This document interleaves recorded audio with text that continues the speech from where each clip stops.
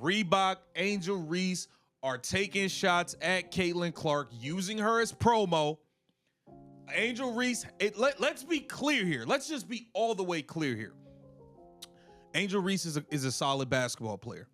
Angel Reese 100% has benefited from attaching herself to Caitlin Clark at every single turn. Her podcast, the first 3 episodes, all the clips promoting was bringing up Caitlin Clark. It was bringing up Caitlin Clark in all of it, all of the promo. People wanted to know what she was going to say. She used Caitlin Clark. Angel Reese keeps taking shots at Caitlin Clark, but it's a one-sided beef. Clark isn't responding, and she doesn't have to. The scoreboard, the ticket sales, the national headlines, they've done all the talking. So when Angel Reese launched her Reebok I'm in Your City campaign during All-Star Weekend in Indianapolis, Clark's backyard, people saw it for what it was, a marketing stunt. And then it backfired hard. Caitlin Clark gets hurt, and guess what? Your demand vanishes because people ain't going to pay up to see these athletes that are ungrateful that their sport's growing. People aren't paying up for that. And we are here, right here. The tickets for this game, for this All-Star game, they've dropped by 50%. Reese and her team clearly thought they had the perfect play. All-Star Weekend, national spotlight, and Clark, who'd be the star attraction, would have to share the stage. So what does Reese do? Drops her signature shoe campaign with giant Reebok billboards claiming Indy as her city. The problem? Days before the event, Caitlin Clark gets injured and suddenly the entire stage goes dark. Ticket prices dropped 48% overnight. The energy evaporated. Fans weren't flying into Indy to see theatrics. They came for Clark. And without her, the whole weekend felt like a missed shot. Can Sarah Spain and the media stop going out there and saying that like the Caitlin Clark needs to do something to stop all this, when it is very clear this is a one-sided beef, and the one-sided beef is not from Caitlin Clark. Caitlin Clark versus Angel Reese in Indiana. On national television, Gainbridge Fieldhouse packed. ESPN promos everywhere. Sponsors ready to cash in on the most talked-about rivalry in women's sports. The perfect storm of competition and celebrity. Instead, it turned into a cautionary tale. Clark's groin injury meant no three-point contest, no All-Star Game appearance, and no showdown in her hometown. The buzz died instantly. Flights were canceled. Hotel rooms sat empty. The city that was bracing for a basketball boom got a gut punch. The storyline everyone had been hyping for months, gone in one tweet. Let's get into it. The get-in price for the WNBA All-Star Game in Indianapolis has dropped 48%. From $121 all the way down to just $64 after news broke that Caitlin Clark won't be playing. These are people saying, I'm done. I don't want to watch. Caitlin Clark's not. I bought tickets solely to watch Caitlin Clark in the All-Star Game. I made accommodations solely to get to Indiana to watch Caitlin Clark in the All-Star Game. She's injured. I have no interest in that anymore. People are selling their tickets so much so they just want off of them.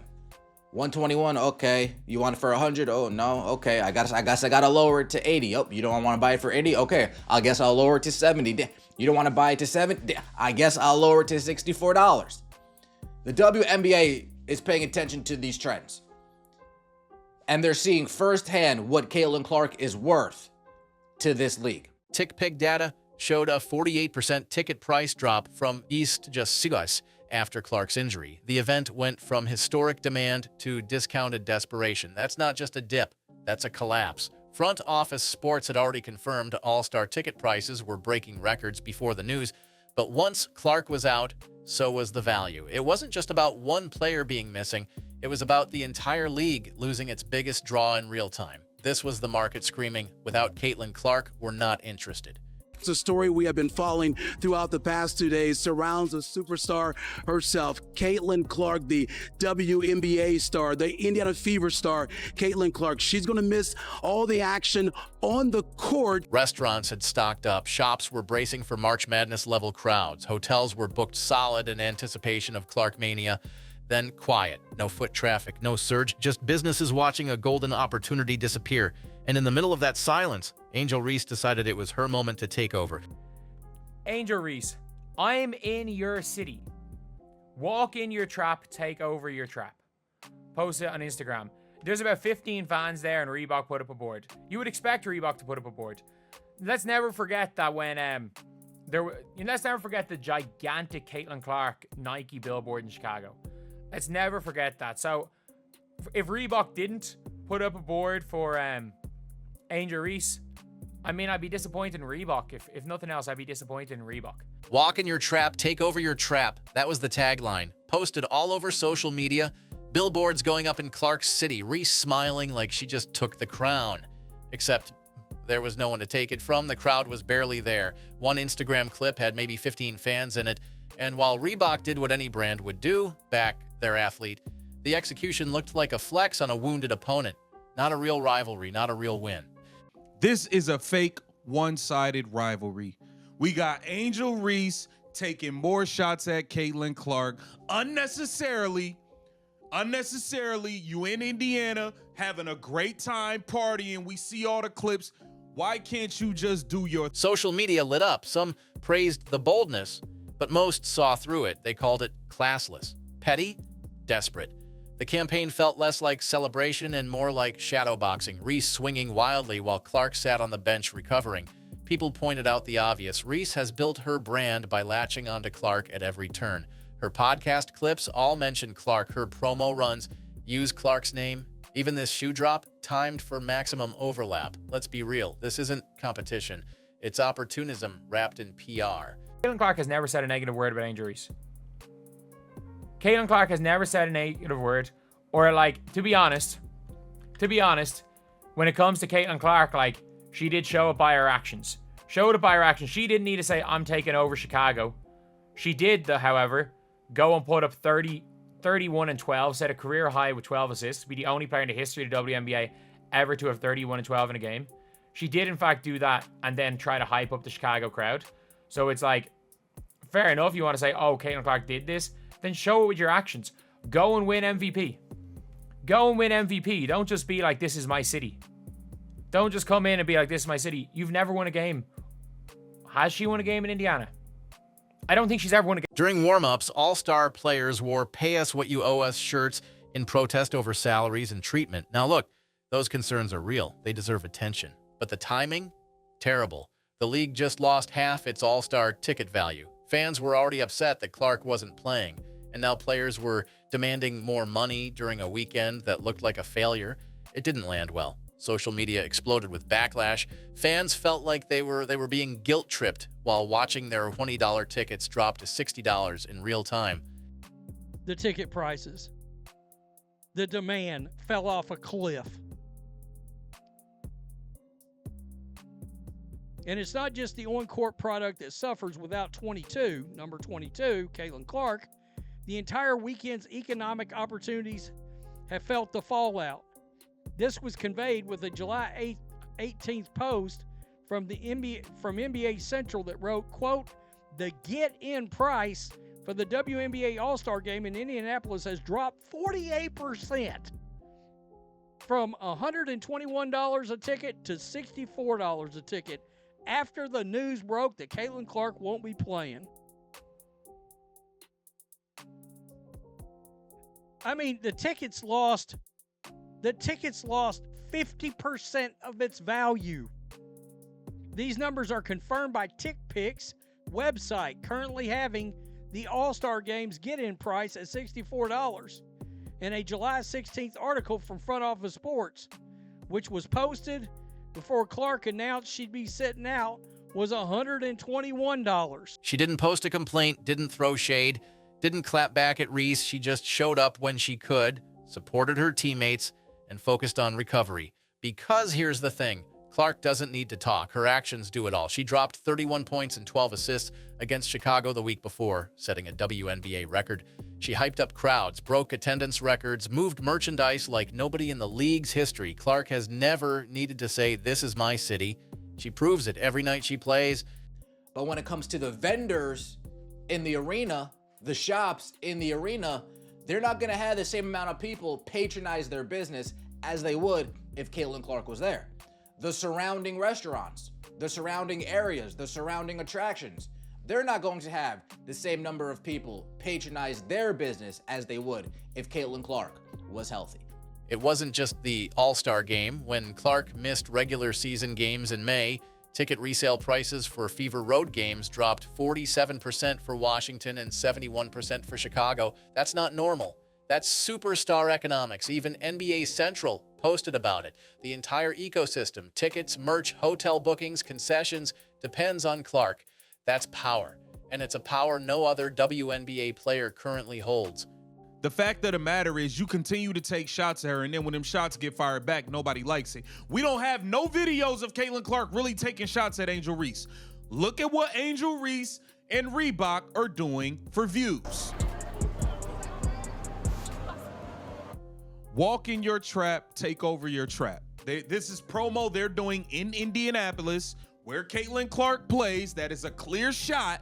It's a clear shot. Like I said, this is a fake rivalry. I think you've won one game versus Caitlin Clark. You've never won in Indiana at all. It's just like you continue to attach yourself to her at every. It proved that without Clark, nobody's paying attention. While Reese posed for pictures and posted "I'm in your city" captions, fans were selling their tickets online like clearance items, from a $21 to $100 to $80 to $70 all the way down to $60, just trying to get something back. All the energy, the anticipation, the economic impact, gone because one player couldn't show up. That's how fragile this league's growth still is, and it exposed a hard truth. This is absolutely a one-sided rivalry. And we've got to say it like it is. Like, we can't say Caitlin needs to do this, Caitlin needs to do that. Let's be real. The only reason this is still a rivalry is because the other side of the rivalry won't stop it. And by the way, it is extremely beneficial for Angel Reese to be in this rivalry. What is not beneficial is the whole fake accusations of animal noises and fake accusations. Like, they are absolutely like, that is not beneficial. But the rivalry only benefits. The rivalry absolutely only benefits Angel Reese because Caitlin Clark is way better than Angel Reese. Reese shadowboxed an empty gym. Her bold takeover only mattered if Clark was there to be challenged. Without her, it looked like a forced promo campaign no one asked for. And while Reese may have gained clicks and sold some shoes, the WNBA lost what could have been its biggest moment of the season. The fans lost the showdown they were promised. The city lost its economic boost. And the league got a lesson in how much it still depends on one woman to carry the show. The players in this league, I mean, they're heading into a new CBA to try to get a new CBA, but nobody has told their players, hey, why don't you quit attacking the fans? Why don't you quit bad-mouthing the fans? Why don't you quit labeling the fans, yada, yada, yada? As Reese was launching shoes and billboards, Clark's absence became a rallying cry for why players shouldn't protest during the one weekend designed to celebrate the league. You don't see NBA players wearing protest shirts during the All-Star game or NFL stars staging labor actions at the Super Bowl. There's a time and place, but this wasn't it. WNBA Commissioner Kathy Engelbert tried to spin it as productive negotiations. Players dismissed it. Fans tuned out. This is not it's just not. Like, I get it. You make money off having Caitlin Clark's name next to you at all times. I get it. But, like, we're not going to be bamboozled. This is not a real competitive rivalry. You've won one game. You're not half as good. Your team sucks. Like, it's like, come on, just stop it, man. Caitlin Clark is the WNBA's foundation right now. Her presence boosts everything. Her absence exposes everything. She's the reason ticket prices soar, arenas fill, and the media cares. Angel Reese's marketing team may know how to go viral, but when Clark goes down, the numbers do too. That's not opinion, that's economic fact. This rivalry may be entertaining, but the scoreboard is clear. Clark plays. The league wins. Clark's out. The league scrambled. Clark's return in 2025 will be the most hyped comeback in recent WNBA history. The Fever's championship run just got a new storyline, and Angel Reese, she better hope she has more to offer than viral slogans and empty billboards, because fans are paying attention. and they know the difference between confidence and clout chasing. So forget to like, subscribe, and turn on all notifications so you never miss another deep dive into the drama, numbers, and power moves of women's basketball. This is Spotlight WNBA, and we're just getting started.